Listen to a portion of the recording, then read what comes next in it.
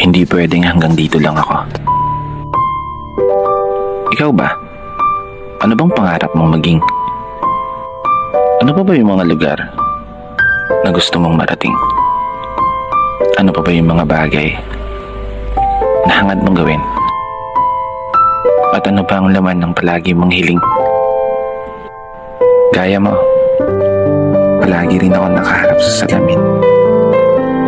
Pinakatititigan ng gusto yung sariling tumitingin. Kinakausap, tinatanong, sinisilip ang aking galing. Baka sakaling biglang magising yung ako na gusto kong maging.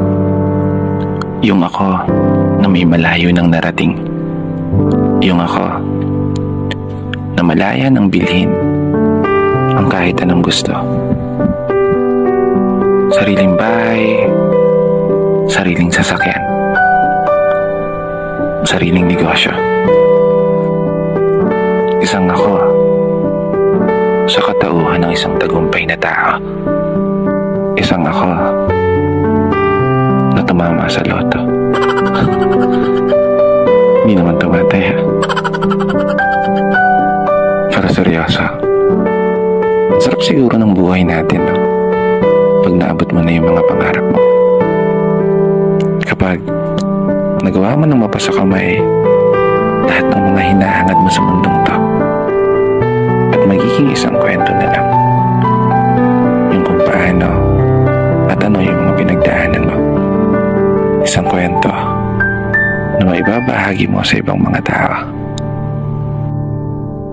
Kaya naman, habang nandito tayo sa proseso, huwag na huwag mong susukuan yung mga pangarap mo. Kapag dumating ka man sa punto na palagi kang talo, humarap ka lang sa salamin at tignan ang sarili mo at subukan mong tanungin,